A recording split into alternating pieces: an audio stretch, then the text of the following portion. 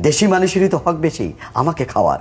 দেশি কুকুর ও বিদেশি মাগুরকে একবেলা ভালো মন্দ খাওয়ানো হবে আমার মাংস দিয়ে।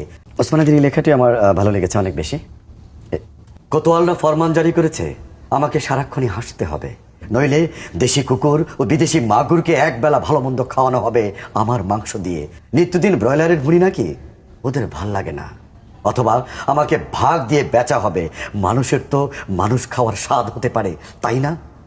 ভাগ্যিস তা বিদেশি সুপার শপে বিক্রি হবে না। দেশি মানুষেরই তো হক বেশি আমাকে খাওয়ার।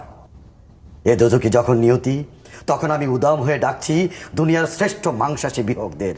হে ঈগল, চিল ও ভয়ঙ্কর বাজেরা, হে সাম্রাজ্যবাদী সাহসী শকুনিরা, তোমরা F-35 এর মতো, MiG-29 এর মতো দল বেঁধে হামলে পড়ো আমার বুকে।